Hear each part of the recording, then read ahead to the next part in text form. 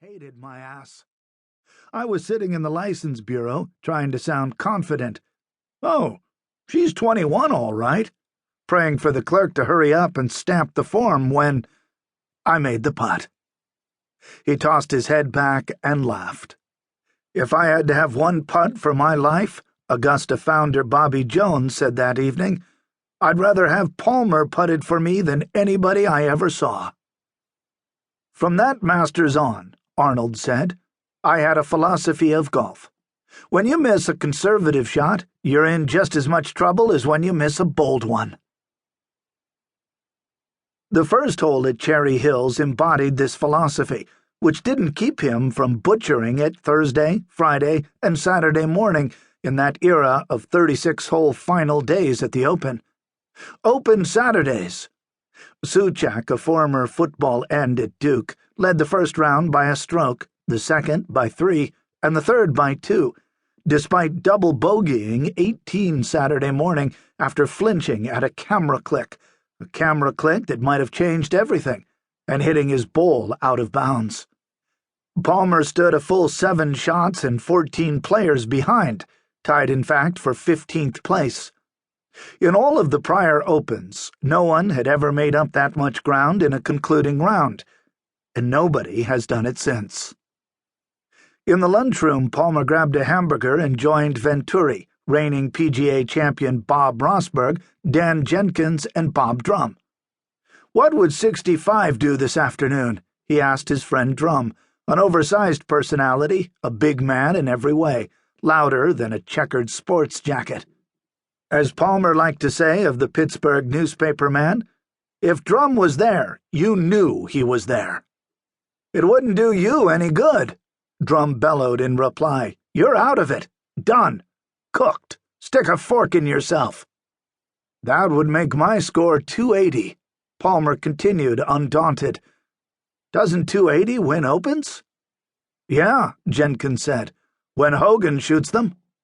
"Besides," Drum said, "only one guy ever shot 65 in the final round of an Open. Walter Berkamo." Jenkins was astounded Bob had this statistic at the ready. The drummer wasn't exactly a stats man.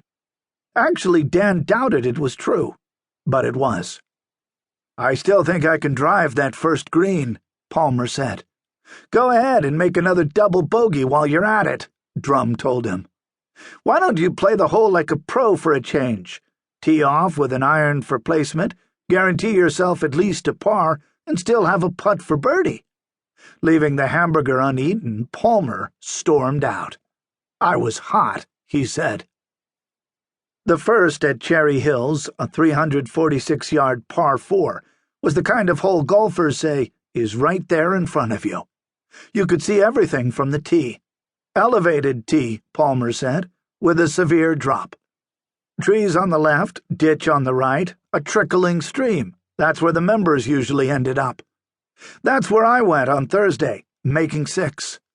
Sirius USGA, United States Golf Association, rough fronting the green. A real bunker there, too, with grass growing in it. My second day, a bogey. That morning, a par. But I was still convinced it was an eagle hole. We're at altitude, remember, mile high. He was drop-kicking his driver slightly in those days. Just microscopically, he said, but enough to lessen backspin. No good on a rock-hard U.S. Open green 350 yards away. But I'd arrived in Denver figuring if you could bounce your ball through the rough in front of that green, instead of flying it over, maybe the grass would kill it enough so it wouldn't race away. The time was 1:44 when he pulled his driver out of the bag, not that he was wearing a watch. "Never have worn one playing golf," Palmer said. "I see them on players' wrists today, but I don't get it. Just one more potential distraction while you're addressing the ball, one more little inhibitor to the free flow of a golf swing." The sun was so bright it made slits of his eyes. "The arc of the ball was perfect," he said. "It slowed down in the grass and stopped in the middle of the green, 20 feet away. I missed it. But you can't tell me the birdie I made there was the equivalent of the birdie I might have made the pro way, as Drum described it, because it wasn't."